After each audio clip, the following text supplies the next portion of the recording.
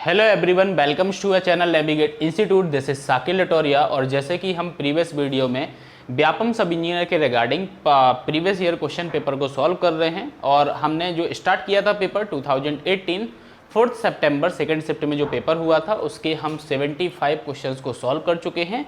आज की वीडियो में हम आगे के क्वेश्चंस को सॉल्व करेंगे। तो चलिए स्टार्ट करते हैं। हमारा पहला यहाँ पे क्वेश्चन है 76 नंबर का।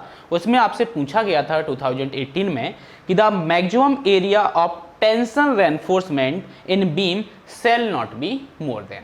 और यहाँ पे आपको चार ऑप्शन दिए गए हैं 0.01 B into D, second option है 0.00004 डी, थर्ड ऑप्शन है आपका 0.004 B into D, and fourth option है 0.04 बी इंटू डी। ठीक है, ऑप्शंस की यहाँ पे हमने बात कर ली है। तो यहाँ पे क्वेश्चन आपसे जो पूछा गया था वो था maximum area of tension reinforcement in beam. Clear, beam में तो बीम की यहाँ पे बात कर रहे हैं। तो अकॉर्डिंग टू आईएस कोड अगर हम बात करें, क्लियर, कोड के अकॉर्डिंग बात करें तो इसने यहाँ पे रिकमेंड किया था कि बीम में जो हमारा मिनिमम एरिया होता है, सबसे पहले हम मिनिमम एरिया की बात कर लेते हैं कि मिनिमम एरिया कितना रिकमेंड किया गया है। तो मिनिमम एरिया की हम बात करें तो मिनिमम एरिया हमारा क्या होता है, AST area of steel divide by B into D equals to 0.85 divide by F Y. ठीक है, ये हमारा मिनिमम एरिया होता है। क्लियर, जो आईएस कोड ने हमको रिकमेंड किया था। लेकिन हमसे क्वेश्चन में क्या पूछा गया है, मैक्सिमम एरिया की बात की गई है।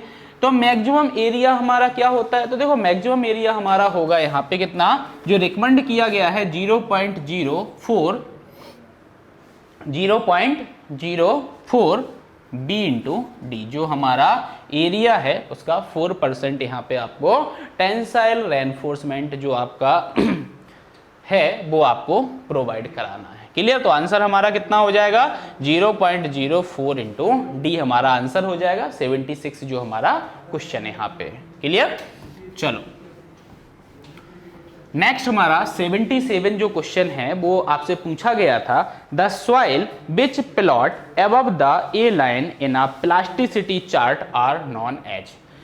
ठीक है, यहाँ पे क्वेश्चन आपसे बोला गया है प्लास्टिसिटी जो चार्ट होता है, आपने सॉइल मैकेनिक्स देखी होगी, पढ़ा होगा उसमें प्लास्टिसिटी चार्ट को, और उसमें आपकी दो लाइंस होती हैं, एक ए लाइन होती है एक यू लाइन होती है। तो इसमें क्वेश्चन है कि ए लाइन के अबव जो आपकी सॉइल होती है जिसको प्लॉट करते हो वो कौन सी होती है। पहला ऑप्शन है क्ले, दूसरा ऑप्शन है सैंड, तीसरा ऑप्शन है सिल्ट, एंड फोर्थ ऑप्शन आपका है ऑर्गेनिक सॉइल। ठीक है, तो अपन एक सिंपल सा प्लास्टिसिटी चार्ट का डायग्राम समझने की कोशिश करते हैं। ठीक है, आपको याद आ जाएगा, एक्चुअली ये ग्राफ पेपर पे आपका प्लॉट होता है तब जाके आप करेक्टली, लेकिन अपन इसमें क्या करते हैं एक अप्रॉक्स अपन चार्ट बना लेते हैं। ये आपका क्या होता है 0 यहाँ पे होता है। ठीक है, ये आपका क्या होता है 0 होता है। यहाँ पे अगर हम देखें तो 10 20 30 40 50 60 70 80। ठीक है, ये रहेगा आपका, और यहाँ पे आपका रहेगा जैसे 4 7 10, फिर 10 के बाद आपका क्या आ जाएगा 20 30, नेक्स्ट 40 50। क्लियर, ये आपका यहाँ पे आ जाएगा। अब बात करते हैं यहाँ पे, देखो एक और चीज याद रखना, ये जो एक्स एक्सिस पे आपने ये चीजें डिनोट की हैं ये आपकी एल है, लिक्विड लिमिट की हम बात कर रहे हैं, ये आपका पीएल की हम बात कर रहे हैं, यहाँ पे प्लास्टिक लिमिट की बात कर रहे हैं। ठीक है, तो ये वैल्यू आपको यहाँ पे दी गई है। अब अगर हम यहाँ पे किसकी बात करें, ग्राफ को प्लॉट करने की बात करें, तो देखो एक यू लाइन होती है आपकी। ठीक है, क्या होती है आपकी एक यू लाइन होती है, कुछ इस टाइप से आपकी वो लाइन जाती है, तो ये यू लाइन होती है। और ए लाइन की अगर मैं बात करूं तो कुछ यहाँ पे जो आपका 7 है और 4 है, तो इस टाइप से आपकी कुछ एक लाइन यहाँ से क्या होती है ड्रॉ होती है। क्लियर, ये तो ये आपकी क्या होती है ए लाइन होती है। ठीक है, और साइड में आपको ये इमेज दिख जाएगी प्लास्टिक चार्ट की, प्लास्टिसिटी चार्ट की, तो आप उसको भी देख लेना। तो ये ए लाइन जो होता है, ए लाइन के अबव जो हम यहाँ पे सॉइल को प्लॉट करते हैं वो हमारी कौन सी सॉइल होती है। ठीक है, ये हमसे पूछा गया था क्वेश्चन में कि the soil which plot above the A line in a plasticity chart are known as. तो ए लाइन के अबव जो हम सॉइल को प्लॉट करते हैं वो हमारी कौन सी सॉइल होती है? क्ले सॉइल होती है। कौन सी होती है? क्ले होती है। तो ये आपको याद रखना है, ठीक है। तो ये आपका यहाँ पे आंसर हो जाएगा, ठीक है। इस टाइप का आपका प्लास्टिसिटी चार्ट होता है। नेक्स्ट क्वेश्चन की हम बात करें तो नेक्स्ट हमारा क्वेश्चन है 78। उसमें पूछा है during sewage treatment effluent from blank है has the minimum weight by volume amount of suspended solid. अगर हम सीवेज ट्रीटमेंट की बात कर रहे हैं, इफ्लुएंट की बात कर रहे हैं, ठीक है, स्लज की हम बात कर रहे हैं, तो minimum weight by volume amount of suspended solid किस प्रोसेस में आपको मिलने वाला है? ऑप्शन में पहला यहां पे दिया है आपको सेकेंडरी सेडिमेंटेशन टैंक, दूसरा दिया है आपको डेट्रस टैंक, और थर्ड आपको दिया है primary sedimentation tank, and fourth दिया है आपको एक्टिवेटेड स्लज एयरेशन टैंक। अपन एक एक करके ऑप्शंस को समझते हैं। जैसे अगर हम सेकेंडरी सेडिमेंटेशन टैंक की बात करें तो ये जनरली सेकेंडरी सेडिमेंटेशन टैंक हम यूज क्यों करते हैं सीवेज ट्रीटमेंट के दौरान? तो आप बोल सकते हो settling out of sludge during waste water. क्या बोला मैंने? Settling out of sludge during waste water treatment. Waste water treatment, clear? तो ये हमारा SST होता है, सेकेंडरी सेडिमेंटेशन टैंक होता है। ऐसे ही आपको दूसरा ऑप्शन दिया गया था डेट्राइट्स चैनल या डेट्राइट्स टैंक आपका जो होता है, तो आप बोल सकते हो डेट्राइट्स जो हमारा होता है, क्लियर, डेट्राइट्स चैनल बोला है, मैं DC यहां पे बोले दे रहा हूं। तो इसको यहां पे यूज किया जाता है removing the large heavy suspended matter from sewage. जो हमारा सीवेज होता है, आप कमेंट में एक आंसर देना मुझे, व्हाट इज सीवेज, सीवेज हमारा क्या कहलाता है, आप कमेंट में बताना, ठीक है। तो यहाँ पे जो सीवेज होता है उसमें जो लार्ज हैवी सस्पेंडेड मैटर्स होते हैं उसको रिमूव करने के लिए हम इस डेट्राइट्स चैनल का यूज करते हैं, ठीक है। नेक्स्ट हमारा था थर्ड प्राइमरी सेडिमेंटेशन टैंक। तो प्राइमरी सेडिमेंटेशन टैंक आपको पता है कि जो हमारा सीवेज होता है उसमें जो हैवी ऑर्गेनिक सॉलिड्स आपके होते हैं तो वो क्या होते हैं आपके प्राइमरी सेडिमेंटेशन टैंक में हम सेटल डाउन करा के निकाल देते हैं, ठीक है। फोर्थ आपका है यहाँ पे activated sludge process aeration tank. अब देखो activated sludge process aeration tank की हम बात करें तो ये भी एक वेस्ट वाटर का ट्रीटमेंट प्रोसेस होता है, क्लियर। क्या होता है आपका? वेस्ट वाटर का ट्रीटमेंट प्रोसेस होता है जिसमें हम क्या करते हैं एक्टिवेटेड स्लज प्रोसेस को विथ एयरेशन हम यहाँ पे प्रोवाइड कराते हैं। तो जो हमारे बायोलॉजिकल फ्लॉक्स होते हैं कंपोज्ड ऑफ बैक्टीरिया प्रोटोजोआ होते हैं तो उसको हटाया जाता है। देखो अगर हम पर्टिकुलर इस टॉपिक की बात करें तो बहुत बड़ा टॉपिक आता है एनवायरमेंटल के अंदर। तो अभी यूट्यूब पे एनवायरमेंटल इंजीनियरिंग के लेक्चर्स आपको मिल रहे हैं तो आप उसमें डिटेल्ड में भी पढ़ सकते हो, ठीक है। तो आप देख लेना वहां पे। तो आपने देखा यहाँ पे थर्ड ऑप्शन जो था प्राइमरी सेडिमेंटेशन टैंक आपका था, आपने देखा कि हैवी ऑर्गेनिक मैटर्स जो आपके थे उनको आपने प्राइमरी सेडिमेंटेशन टैंक में हटा दिया है। अब आपका सेकेंडरी सेडिमेंटेशन होगा। तो आपको ही पता है कि जो इफ्लुएंट हमारा है वो वेट बाय वॉल्यूम रेशियो की अगर हम बात करें तो मुझे किस चीज में कम मिलेगा, तो हमारा करेक्ट आंसर यहाँ पे क्या हो जाना चाहिए कि वो हमारा सेकेंडरी सेडिमेंटेशन टैंक में होगा। तो आंसर हमारा क्या हो जाएगा सेकेंडरी सेडिमेंटेशन टैंक हमारा क्या हो गया यहाँ पे आंसर हो गया है। नेक्स्ट क्वेश्चन हमारा है यहाँ पे in a good staircase the pitch of the stair should be, clear. जो हमारा स्टेयरकेस होता है उसमें जो पिच होती है वो कितनी होनी चाहिए, ये क्वेश्चन पूछा गया है। पहला ऑप्शन है never exceed 90 and should not be flatter than 45। Next बोला है उसने second option never exceed 60 degree and should not be flatter than 30 degree. Third option है never exceed 40 degree and should not be flatter than 25 degree, clear. और fourth option है never exceed 60 degree and should not be flatter than 25 degree, clear. ये आपका options यहाँ पे दिए हैं। सबसे पहले यहाँ पे समझते हैं व्हाट इज पिच, पिच क्या होता है। तो इसके लिए अगर स्टेयर केस की मैं बात करूं तो एक स्टेयर अपन यहाँ पे बना लेते हैं, ठीक है। फॉर एग्जाम्पल अगर हम देखें तो ये हमारा क्या हो गया स्टेयरकेस हो गया है, ठीक है।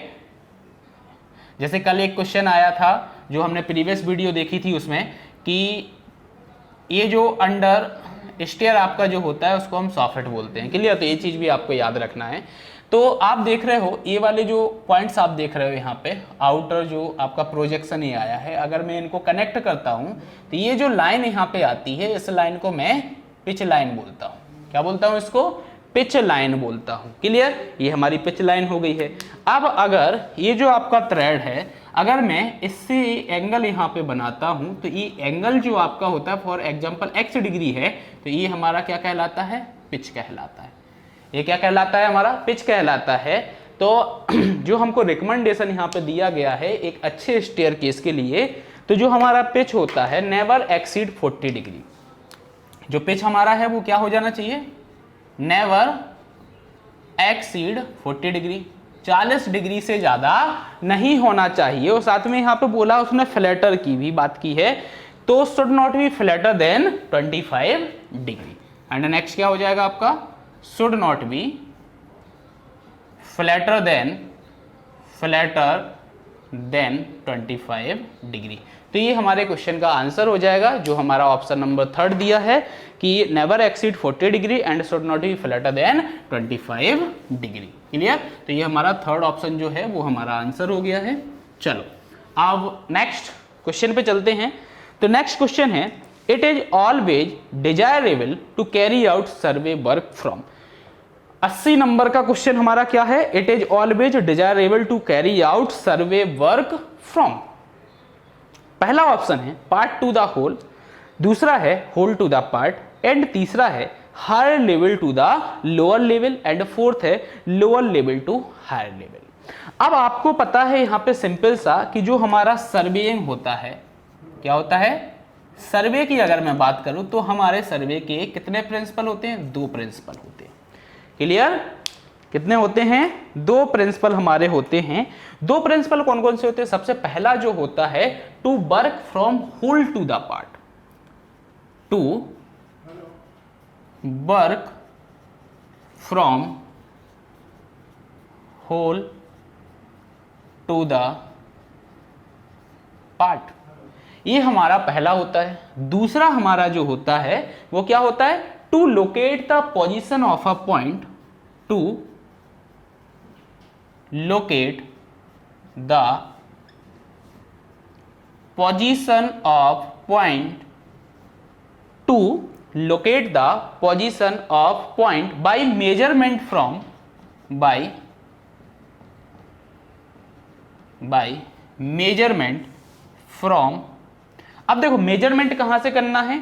तो टू कंट्रोल पॉइंट बोल सकते हो या फिर रेफरेंस पॉइंट। टू मतलब TWO, टू रेफरेंस पॉइंट। अब देखो टू रेफरेंस पॉइंट का मतलब अपन यहाँ पे एक सिंपल सा समझ लेते हैं। जैसे फॉर एग्जांपल अगर मैं बोलूँ कि एक मेरे पास है P पॉइंट है और एक मेरे पास एक Q पॉइंट है, इन दोनों को ये दोनों रेफरेंस पॉइंट है। अब अगर मैं राइट एंगल इस पे बनाता हूँ तो एक यहाँ पे R पॉइंट को मैंने क्या कर दिया? एस्टेब्लिश्ड कर दिया है। तो ये हमारा सेकेंड प्रिंसिपल होता है, क्लियर। तो ऑप्शंस के अकॉर्डिंग अगर हम देखें तो इस क्वेश्चन का आंसर हमारा क्या हो जाएगा? होल टू द पार्ट, ना कि part to the whole, clear. तो सर्वे हमारा जो वर्क होता है। अच्छा एक और चीज याद रखना, ये work from whole to the part मतलब जो होल है उसके यहाँ पे पार्ट्स कर रहे हो आप, तो जो एरर यहाँ पे डेवलप होती है तो जो एरर्स का एक्यूमुलेशंस होता है, मतलब एरर अगर स्टार्टिंग में आ गई तो वो बढ़ती जाएगी, अगर कंटिन्यू हुई तो वो एक्यूमुलेशंस को क्या करता है? प्रिवेंट कर देता है। तो होल टू द पार्ट यहाँ पे वर्क होता है, ठीक है। तो ये हमारा आंसर हो जाएगा इस क्वेश्चन का 80 नंबर जो पूछा गया था। तो आंसर हो गया हमारा क्या? Whole to the part. Next question है आपका 81, a fine grained soil has liquid limit of 60 and plastic limit of 20 as a plasticity chart. तो जैसे कि अभी हमने एक प्लास्टिसिटी चार्ट देखा था, ठीक है। तो आपको पता है कि ये हमारा प्लास्टिसिटी चार्ट है, सॉरी प्लास्टिक लिमिट होती है, यहाँ पे आपकी लिक्विड लिमिट होती है, ठीक है। तो यहाँ पे बोला उन्होंने कि लिक्विड लिमिट जो है वो 60 है और प्लास्टिक लिमिट जो है वो 20 है प्लास्टिसिटी चार्ट के अकॉर्डिंग। तो according to Indian standard classification the soil is represented by which of following letter of symbol. Clear. तो जो इंडियन स्टैंडर्ड के अकॉर्डिंग अगर हम देखें तो इन दोनों वैल्यू पे जो सॉइल लाई करेगी वो कैसे रिप्रेजेंट की जाएगी, सिंबल नीचे दिए गए हैं। पहला ऑप्शन है सिंबल का Cl, दूसरा ऑप्शन है आपका CH, तीसरा ऑप्शन है आपका Cl-Ml एंड दूसरा ऑप्शन है आपका Ci। क्लियर। तो अब यहां पे देखते हैं अपन Cl, CH, Cl, Mi and Ci क्या यहां पे डिनोट किया जाएगा। ठीक है, तो अगर वैल्यू की अगर मैं बात करूं तो अब देखना यहां 0 से स्टार्ट हुआ, 10, 20, 30, 40, 50, 60 एंड 70। और दूसरा अगर मैं यहाँ पे बात करूँ तो ये 4, 7, 10, 20, 30, 40, 50 और 60 ये हो गया। अब अगर बात की जाए यहाँ पे ए लाइंस की तो आपकी कुछ लाइंस जो होती है वो कुछ इस टाइप से आपकी लाइन जाती है, आपकी ए लाइन होती है। क्लियर, ये आपकी क्या होती है, ए लाइन होती है।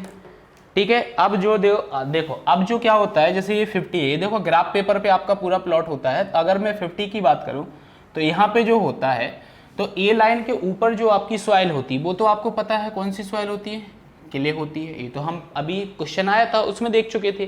तो जो 50 के यहाँ की लिक्विड लिमिट की अगर मैं बात करूँ, देखो लिक्विड लिमिट यहाँ पे 60 हो रही है, एल की वैल्यू जो आपको देके रखी है वो कितनी देके रखी है, 60। तो 50 के इधर की अगर मैं बात करूँ तो यहाँ पे क्या रिप्रेजेंट किया जाता है ए लाइन के ऊपर, डेट इज Cl आपका रिप्रेजेंट होता है और आपका OL रिप्रेजेंट होता है। जैसे ही 50 आपकी लिक्विड लिमिट क्रॉस होती है तो ये आपकी क्या हो जाती है, CH हो जाती है और यहाँ पे OH हो जाती है। क्लियर। तो यहाँ पे आपको ध्यान रखना पड़ेगा, प्लास्टिसिटी चार्ट आपके माइंड में होना चाहिए, क्या वैल्यू दी है उसके बेसिस पे आपको बताना है। तो यहाँ पे जो सिंबॉलिक रिप्रेजेंटेशन आएगा आपका सॉइल का वो आपका CH आ जाएगा। क्लियर, हाई कंप्रेसिबल सॉइल आपकी हो जाएगी यहाँ पे। ठीक है, तो इस क्वेश्चन का आंसर जो होगा वो आपका क्या हो जाएगा, CH हो जाएगा अकॉर्डिंग टू प्लास्टिसिटी चार्ट। चलो नेक्स्ट हमारा 82 नंबर का क्वेश्चन है, when considerably excess quantity of chlorine is added then the required for bacterial purification it is called। ये हमारा क्वेश्चन है। इसके रिगार्डिंग जो ऑप्शंस हमको दिए गए हैं, पहला है डीक्लोरिनेशन, दूसरा है आपका रेसिडुअल क्लोरीन, तीसरा है आपका सुपर क्लोरिनेशन एंड फोर्थ है आपका ब्रेक पॉइंट क्लोरिनेशन। क्लियर। देखो सिंपल सा क्वेश्चन यहाँ पे पूछा है, क्वेश्चन की बात करें तो एक्सेस क्वांटिटी ऑफ क्लोरीन की यहाँ पे बात की जा रही है। तो देखो जब बैक्टीरियल इन्फेक्शंस बहुत ज़्यादा हो जाता है तो हम ज़्यादा अमाउंट ऑफ क्लोरीन को ऐड करते हैं, और जब हम एक्सेस अमाउंट ऑफ क्लोरीन को ऐड करते हैं, डोज ज़्यादा देते हैं, तो वो हमारा जो कहलाता है वो क्या कहलाता है, सुपर क्लोरिनेशन कहलाता है। क्लियर। सुपर क्लोरिनेशन का मतलब ही है कि अगर बैक्टीरियल इन्फेक्शंस बहुत ज़्यादा हो रहा है तो हमको क्लोरीन का अमाउंट जो देना है वो एक्सेस अमाउंट में प्रोवाइड करना है, एक्सेस अमाउंट में प्रोवाइड करेंगे वो हमारा सुपर क्लोरिनेशन कहलाएगा। जैसे पहला ऑप्शन था डीक्लोरिनेशन, डीक्लोरिनेशन मतलब कि बहुत ज़्यादा एक्सेस अमाउंट हो गया था तो अब रिमूवल ऑफ क्लोरीन करना है, क्लोरीन को हटाना है वाटर में से, तो वो आपका डीक्लोरिनेशन हो जाता है। रेसिडुअल क्लोरीन की अगर मैं बात करूं तो डिसइंफेक्शन जब कंप्लीट हो जाता है उसके बाद जो रेसिड्यू के फॉर्म में आपकी क्लोरीन बचती है वो रेसिडुअल क्लोरीन कहलाती है। Break point chlorination, after the break point आप जब क्लोरिनेशन की बात करते हो तो वो ब्रेक पॉइंट क्लोरिनेशन कहलाता है। ठीक है, तो हमारा आंसर यहाँ पे क्या हो जाएगा, सुपर क्लोरिनेशन हमारा आंसर हो जाएगा। नेक्स्ट क्वेश्चन की बात करूं तो 83 क्वेश्चन है, laminar flow takes place in a circular tube at what distance from the boundary does the local velocity equal to average velocity। Clear. और यहाँ पे ऑप्शंस आपका था 0.29 r, 0.94 r, तीसरा है आपका 0.32 r एंड फोर्थ है आपका 0.53 r। देखो ये वाला जो क्वेश्चंस था आपका एक क्वेश्चंस व्यापम के द्वारा कैंसिल किया गया था। अब कैंसिल क्यों किया गया था, क्योंकि ये जो प्रोसेस थी आपकी सॉल्व करने की प्रोसेस थी तो थोड़ी सी डिफिकल्टी थी, और आपको पता है व्यापम का एग्जाम जो होता है आपका डिप्लोमा बेस्ड होता है तो थोड़ा सा हाई लेवल का क्वेश्चन था तो उनके द्वारा ये कैंसिल किया गया था। ठीक है, तो यहाँ पे इन्होंने बोला है लोकल वेलोसिटी, वो पॉइंट आपको बताना है जहां पे लोकल वेलोसिटी किसके इक्वल्स टू हो जाती है, एवरेज वेलोसिटी। लोकल वेलोसिटी की अगर मैं बात करूं तो u इक्वल्स टू आपका क्या हो जाना चाहिए, u बार हो जाना चाहिए। अब देखो यहाँ पे रिलेशन की अगर मैं बात करूं तो मैं सॉल्यूशन बता रहा हूं आपको, तो क्या हो जाएगा, जो आपकी लोकल वेलोसिटी है वो मैक्सिमम वेलोसिटी के बराबर अगर मैं करता हूं तो क्या होता है इसका, सॉरी फॉर्मूला क्या होता है लोकल वेलोसिटी का, u equals to maximum velocity 1 minus small r का स्क्वायर एंड कैपिटल R का स्क्वायर।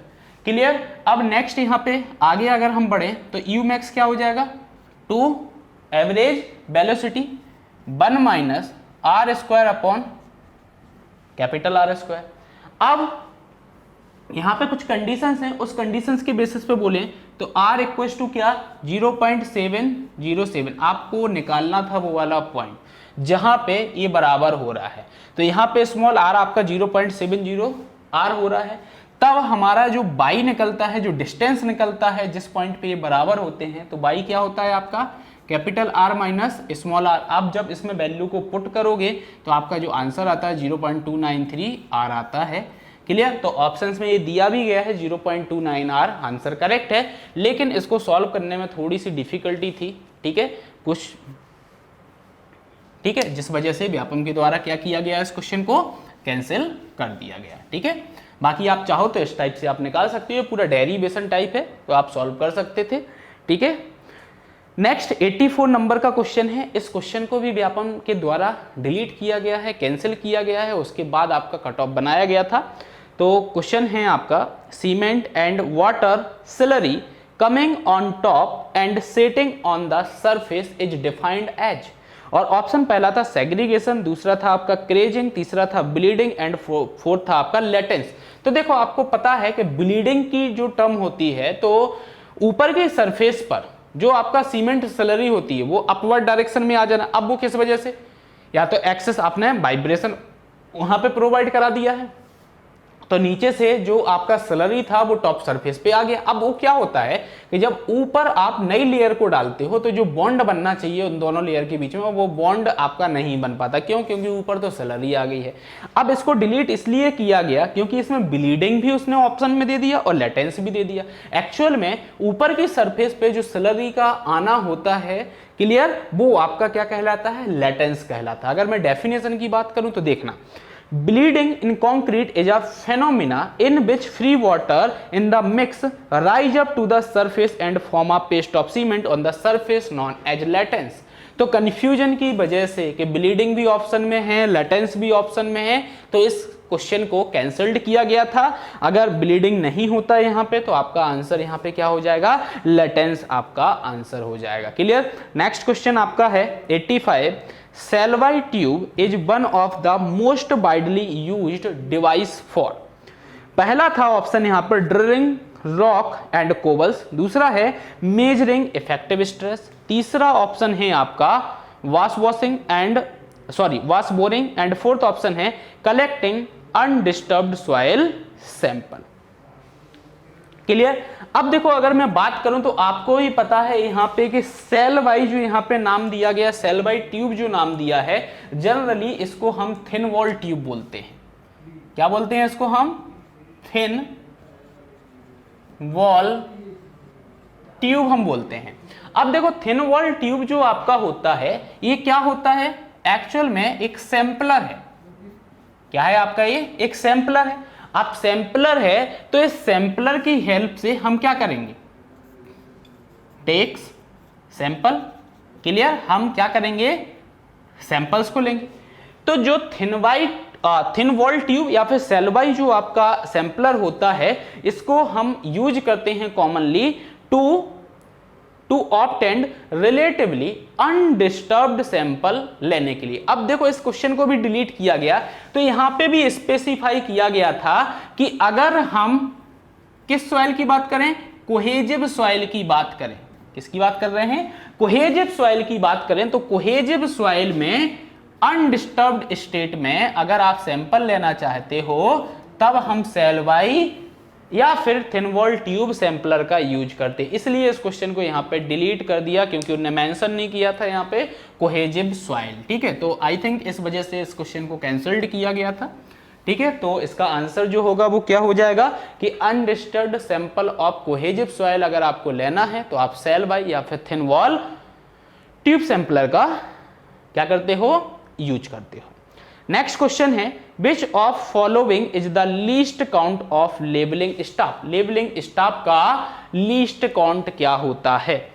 पहला ऑप्शन यहाँ पे है 0.5 mm, दूसरा है आपका 0.5 सेंटीमीटर, तीसरा है आपका 5 सेंटीमीटर एंड फोर्थ है आपका 5 mm। अगर क्वेश्चन को देख के अगर आंसर बोला जाए कि हमारा जो लेबलिंग स्टाफ होता है उसका लीस्ट काउंट क्या होता है, तो लीस्ट काउंट इसका 5 mm होता है। लेकिन ये क्वेश्चन भी आपका व्यापम के द्वारा डिलीट कर दिया गया था। ठीक है, दूसरा नेक्स्ट क्वेश्चन की अगर मैं बात करूं तो 87 हमारा क्वेश्चन है name of equipment which is used to measure the pavement surface condition in term of unevenness index. Option पहला था सीबीआर एपरेटस, दूसरा था आपका नन ऑफ द एबव, तीसरा था आपका ring and wall apparatus and fourth था आपका बम्प इंडिकेटर्स। क्लियर। तो देखो प्रोफाइल डिवाइस यहां पे यूज किया जाता है जनरली अनइवननेस इंडेक्स को मेजर कर। अब देखो अनइवननेस इंडेक्स क्या होता है, जैसे फॉर एग्जांपल ये आपका रोड सरफेस है, यहां पे आपने देखा होगा कि आपका ये रोड है और यहाँ पे ये पूरा पेमेंट डला हुआ था, यहाँ पे ऐसा पेचेस आ गया। अब आपका टायर आएगा तो हल्का सा आपको बम्प फील होता है। क्लियर। उस गड्ढे में हल्का सा आपका क्या होगा, गाड़ी का टायर जाएगा तो आपको हल्का सा क्या होगा, अनइवननेस लगेगी कि हाँ गड्ढा है, आपको वो बम्प फील होंगे। क्लियर। तो ये आपकी अनइवननेस होती है। अब देखो अनइवननेस को मेजर करने के लिए हम यहाँ पे जो डिवाइस यूज करते हैं वो बम्प इंडिकेटर यहाँ पे यूज करते हैं। क्लियर। जो अनइवननेस को क्या करती है, मेजर करती है। लेकिन ये क्वेश्चन भी व्यापम के द्वारा कैंसिल किया गया था। ठीक है, तो ये कैंसिल हुआ था, इसका आंसर जो था बम्प इंडिकेटर है। नेक्स्ट 88 क्वेश्चन की अगर मैं बात करूं तो as per IS 383 1970 the crushing value of an aggregate used to cement concrete pavement should not exceed। Clear. तो इन्होंने जो करेक्ट आंसर यहां पे दिया था वो दिया था 45%। अब देखो एक्चुअल में आप याद रखना कि अगर हम इस कोड के अकॉर्डिंग बात करें किसकी, क्रशिंग वैल्यू की, तो जो हमारी बियरिंग सरफेस होती है क्या होती है, बियरिंग सरफेस होती है, शुड नॉट बी एक्सीड 30%। जो हमारी क्रशिंग वैल्यू होगी वो 30% से ज्यादा एक्सीड नहीं करना चाहिए। और अदर सरफेस, बियरिंग सरफेस के अलावा अगर मैं अदर सरफेस की बात करूं तो अदर सरफेस के केस में आपकी जो वैल्यू होती है वो आपकी क्या होती है, should not be greater than 45%। Clear. तो सीमेंट कंक्रीट पेवमेंट की ये बात कर रहे हैं, तो बियरिंग सरफेस की बात कर रहे थे 30% यहाँ पे, लेकिन इनकी तरफ से जो आंसर दिया गया 45% दिया गया था, जिसको इन्होंने इस क्वेश्चन को भी इनके द्वारा क्या कर दिया गया था, कैंसिल कर दिया गया था। तो नेक्स्ट क्वेश्चन हमारा 89 है the number of horizontal cross wire in a Stadia diaphragm. Stadia diaphragm जो होता है उसमें कितने नंबर ऑफ क्रॉस वायर होते हैं। अब अगर आप क्वेश्चन देख रहे होगे तो यहाँ पे इनके द्वारा 7 ऑप्शंस दिख रहे हैं, 1 2 2 4 4 3 3, ये आपको 7 ऑप्शन दिख रहे हैं। आंसर भी आप देख रहे होगे आप डिस्प्ले में, 2 आंसर 3 3 यहाँ पे लिखे हुए हैं। तो ये क्वेश्चन भी बाई मिस्टेक, टाइपिंग मिस्टेक हुआ है, क्या हुआ है, तो इनके द्वारा कैंसिल किया गया। अगर हम स्टेडिया डायफ्राम की बात करें तो स्टेडिया डायफ्राम को अगर हम देखें तो स्टेडिया डायफ्राम में जो आपके हॉरिजॉन्टल क्रॉस वायर होते हैं वो कितने होते हैं, 3 होते हैं। कुछ पैटर्न्स हैं इसके, जैसे अगर मैं नेक्स्ट पैटर्न की बात करूं तो नेक्स्ट पैटर्न आपका कुछ इस टाइप से होता है। तो ये आपके यहाँ पे कितने हो गए हैं, 3 स्टेडिया आपके हॉरिजॉन्टल हो गए हैं। क्लियर। और पैटर्न की अगर मैं बात करूं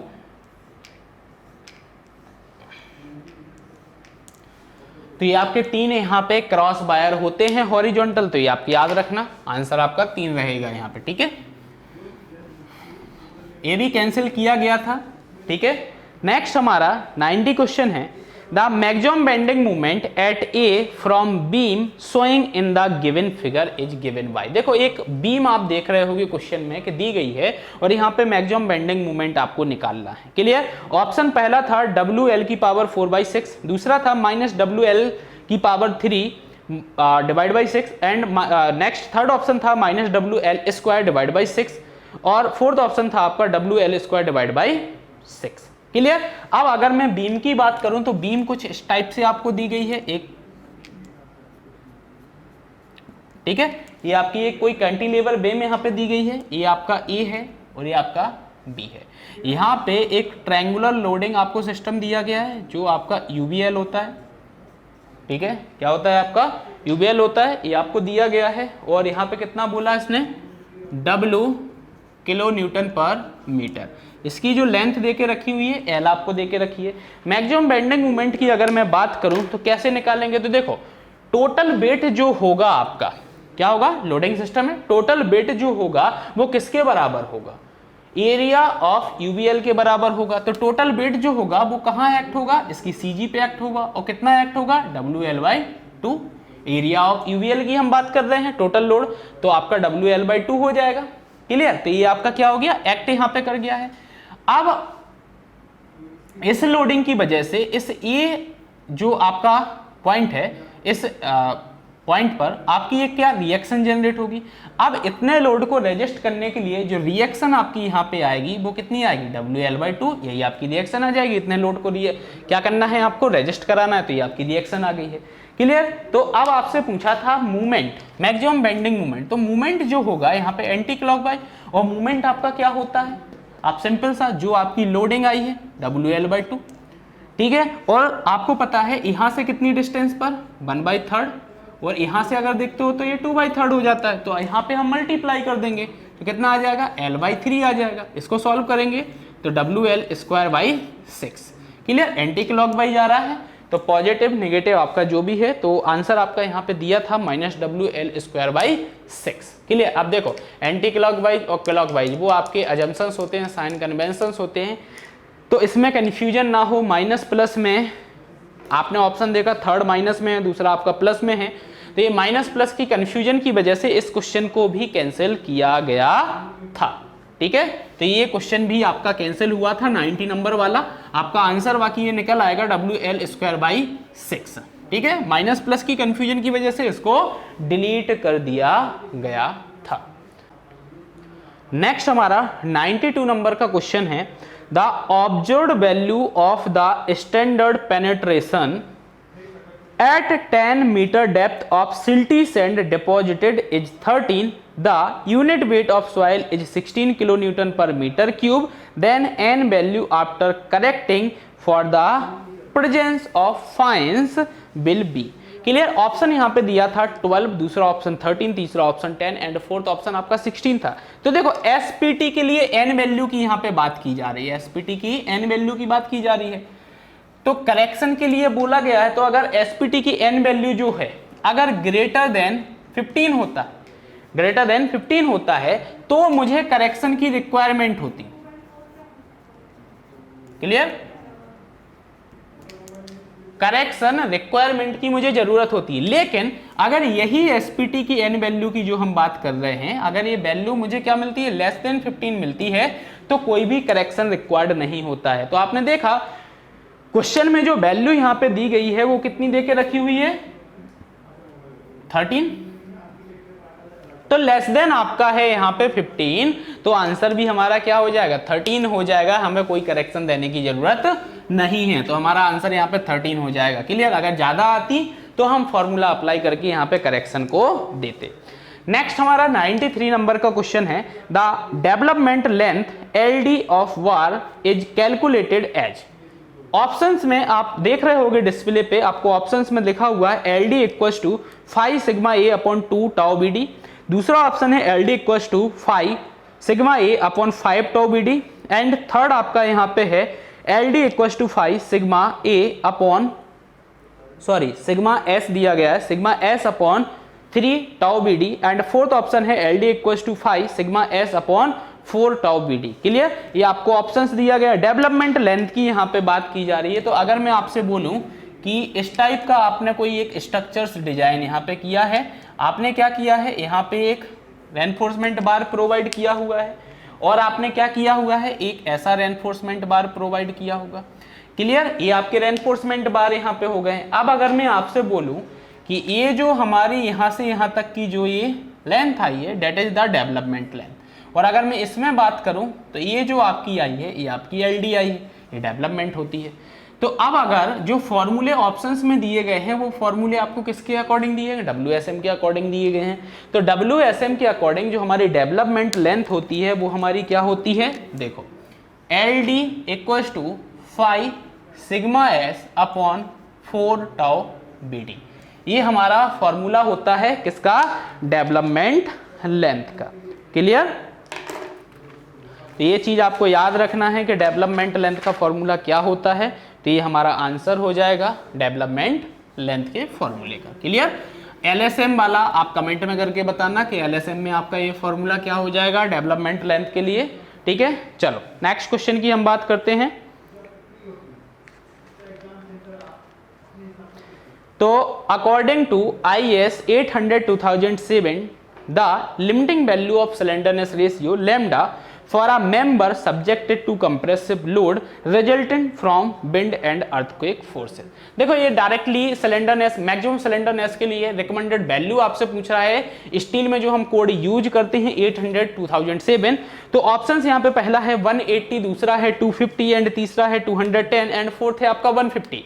तो रिकमेंडेड वैल्यू है directly according to IS code है। तो आंसर यहाँ पे आपका हो जाएगा 250। जब विंड लोड और अर्थक्वेक फोर्स की बात होती है तो यहाँ पे मैक्सिमम सिलेंडरनेस रेशियो जो होगा आपका कम होगा, वो आपका कितना हो जाएगा, वो हो जाएगा 250। क्लियर। चलो नेक्स्ट यहाँ पे क्वेश्चंस की हम बात करते हैं। तो नेक्स्ट क्वेश्चन है आपका 95, उसमें दिया गया है if the whole circle bearing is 327 degree 24 minutes then the reduce bearing. देखो होल सर्कल बियरिंग में आपको एक वैल्यू दी गई है और रिड्यूस बियरिंग में आपको इसको कन्वर्ट करना है।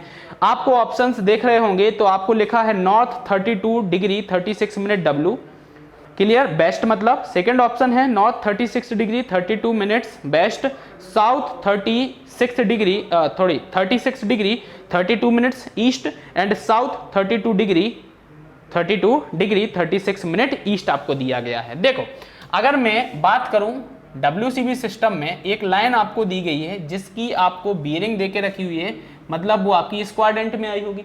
इस क्वाड्रेंट में आई है मतलब ये WCB की जो वैल्यू है वो आपको ये देके रखी हुई है और ये वैल्यू आपको देके रखी है उसने 327 डिग्री 24 मिनट्स, ये आपको वैल्यू देके रखी है।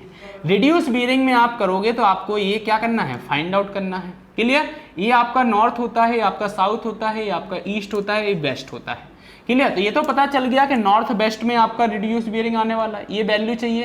तो अगर मैं इस टोटल में से इसको माइनस कर दूं, मतलब 360 डिग्री में से अगर मैं माइनस कर दूं इस वैल्यू को, तो ये मुझे जो बियरिंग है वो मिल जाएगी। और इसको जब मैं सब्ट्रैक्ट करता हूं तो आंसर हमारा आता है यहाँ पे 32 डिग्री 36 मिनट। क्लियर। तो ये हमारा आंसर यहाँ पे हो जाएगा। ठीक है। तो ये क्वेश्चन सिंपल है, न्यूमेरिकल ऐसे आएंगे तो आप पूछ सकते हो आराम से। चलो नेक्स्ट क्वेश्चन की अगर बात करें तो ये भी न्यूमेरिकल आपको आया हुआ है 96। The strength of a joint in a bolted connection is 620 kilo Newton. The size of plate is 120 mm width and 20 mm thick.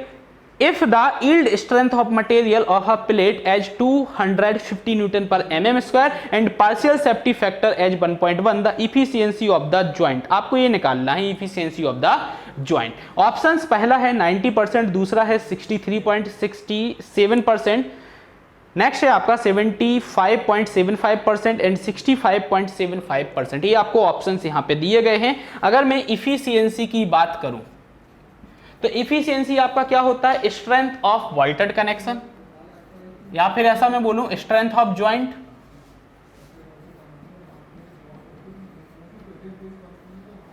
Clear. Strength of joint आपका हो गया, डिवाइड बाई हमारा आ जाएगा यहां पे gross strength of plate. Gross strength of plate हमारा ये आ गया। क्लियर। तो स्ट्रेंथ ऑफ ज्वाइंट आपका जो है वो आपको देके रखा हुआ है 620 और आपने इसको कन्वर्ट कर लिया तो 10 टू की पावर 3 आपने मल्टीप्लाई कर दिया। ग्रॉस स्ट्रेंथ ऑफ प्लेट आपको निकालना है तो ये सारी वैल्यू भी आपको देके रखी है। देखो विड्थ भी देके रखी है 180, थिकनेस भी आपको देके रखी हुई है 20 और यील्ड स्ट्रेस भी आपको देके रखी हुई है, यील्ड स्ट्रेंथ भी देके रखी है। एफ बाई आपको 250 divide by partial safety of factor. आप इसको करोगे सॉल्व तो आपका आंसर जो यहाँ पे आएगा वो आ जाएगा 75.75 75%। ये आपका क्या आ जाएगा आंसर यहाँ पर आ जाएगा। क्लियर, 75.75%। क्लियर, तो ये हमारी इफिशियंसी यहाँ पे आ गई है।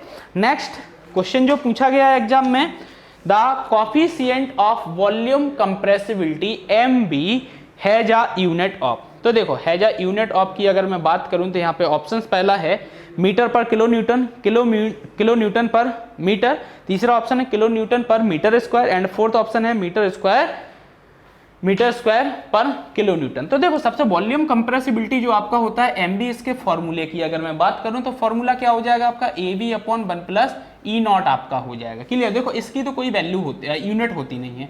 क्लियर, इसकी कोई यूनिट नहीं है। अब बात आती है इसकी AB की। AB आपका क्या होता है, देखो del E change in void ratio upon change in effective stress आपकी होती है। तो इसकी जो आपकी क्या होती है यूनिट जो होती है वो क्या होती है kilo newton per metre square. ये जब ऊपर जाएगा तो क्या बन जाएगा metre square per kilo Newton. Clear, तो यहाँ पे आंसर जो आपका आना है वो क्या आना है metre square per kilo newton. तो कोफिशिएंट ऑफ वॉल्यूम कंप्रेसिबिलिटी की अगर मैं बात करूं तो आंसर हमारा कितना आ गया metre square per kilo newton. Next हमारा क्वेश्चन है delta in centimetre, duty in hectare per cumec and base period B in days are related है। देखो ये वाला हम पहले भी कर चुके हैं, ये न्यूमेरिकल आया था, इस पे हमने क्वेश्चन को सॉल्व किया था, वही फॉर्मूला आपसे पूछ लिया। मैंने बोला था कि ये फॉर्मूला वेरी इंपॉर्टेंट है, इस फॉर्मूले को आपको याद रखना है। ऑप्शन यहाँ पे दिया है delta equals to D 864 B/D। दूसरा ऑप्शन आपको यहाँ पे दिया है duty equals to 8.64 delta. Next आपको दिया गया है B मतलब base period equals to 864 duty upon delta. और नेक्स्ट दिया गया है बेस पीरियड इक्वल्स टू मतलब B equals to 864 delta upon D। Clear, तो आपको पता है कि क्या रिलेशन होता है। क्लियर, अब आपको याद रखना सेंटीमीटर में है, mm है, उसके अकॉर्डिंग आपको आंसर देना है। तो आंसर क्या हो जाएगा 864 क्या आ जाएगा आपका बेस पीरियड बाई ड्यूटी। ये आपका यहाँ पे रिलेशन होता है इन तीनों में, तो ये चीज आपको याद रखना है, ये हमारा आंसर हो जाएगा। ठीक है, चलो नेक्स्ट क्वेश्चन है हमारा the ratio of 5th day BOD of the industry in kilogram per day and BOD contributed by each person in kilogram per day is termed as. तो यहाँ पे पहला ऑप्शन आपका है रिलेटिव स्टेबिलिटी, दूसरा है पॉपुलेशन इक्विवेलेंट, तीसरा है आपका total organic carbon and fourth है आपका ऑक्सीजन इक्विवेलेंट। तो आपको पता है कि एक इंडस्ट्री के द्वारा एक दिन में कितनी BOD प्रोड्यूस की गई है उसको किसके इक्वल टू माना जा रहा है, एक पर्सन के द्वारा कितना BOD प्रोड्यूस किया जा रहा है। तो ये जो इंडस्ट्री और एक पर्सन की बात यहाँ पे कंपैरिजन में आ रही है, तो इसका मतलब क्या होता है पॉपुलेशन के इक्विवेलेंट हम इस चीज को देख रहे हैं। क्लियर, तो आंसर हमारा यहाँ पे आ जाएगा पॉपुलेशन इक्विवेलेंट, मतलब एक इंडस्ट्री की BOD किसके बराबर हो रही है, एक सिंगल पर्सन की BOD के बराबर हो रही है। चलो नेक्स्ट हमारा क्वेश्चन यहाँ पे है, ये भी हमारा न्यूमेरिकल दिया गया है, लिखा है steel column Fy equals to 250 newton per mm square, Fu equals to 410 newton per mm square and FCD equals to 200 newton per mm square of effective sectional area 6000 mm square will have strength equals to. पहला option यहाँ पे दिया गया है 1200 kilo Newton, दूसरा है 500 kilo Newton, तीसरा है आपका 2460 एंड फोर्थ है आपका 3000, ये आपको दिया गया है। ठीक है, तो स्ट्रेंथ ऑफ कॉलम की अगर मैं बात करूं तो स्ट्रेंथ ऑफ कॉलम आपका F इक्वल्स टू क्या होता है, तो F इक्वल्स टू आपका क्या होता है, देखो sigma C into sectional area, क्या होता है sigma C into sectional area होता है। ठीक है, अब सेक्शनल एरिया की बात करें तो देखो यहाँ पे सेक्शनल एरिया आपको देके रखा हुआ है, तो देखो सिग्मा C भी आपको देके रखा। देखो अब ये सिग्मा C जो होता है डिजाइन का, आप इसको किसके इक्वल टू ले सकते हो FCD। तो ये आपको कितना दिया है 200 न्यूटन पर mm स्क्वायर दिया हुआ है, और आपको यहाँ पे क्या देके रखा हुआ है 6000 सेक्शनल एरिया देके रखा हुआ है mm स्क्वायर में। ठीक है, तो ये कैंसिल आउट आपका हो जाएगा। यहाँ पे आप इसको सॉल्व करोगे तो आपका कितना आ जाएगा, देखो 1200 इंटू 10⁻³ न्यूटन, ये आपका आ जाएगा। आप किलो न्यूटन में इसको कन्वर्ट करोगे तो 1200 किलो न्यूटन आपका ये आंसर आ जाएगा। तो यहाँ पे आपका जो पेपर था 2018 4 सितंबर सेकेंड शिफ्ट का वो आपका कंप्लीट होता है। होप सो आपकी प्रिपरेशन में इसने बहुत ज़्यादा हेल्प की होगी, और आगे भी आपके जो प्रीवियस ईयर जैसे 2017 के हैं तो उसकी भी वीडियो आपको मिलेंगी अभी आगे। अगर आपकी प्रिपरेशन में यह वीडियो हेल्प कर रही हैं तो आप चैनल को सब्सक्राइब करें, शेयर करें दोस्तों के साथ, और कमेंट में बताएं कि आपको वीडियो कैसा लगा हुआ है। Thank you.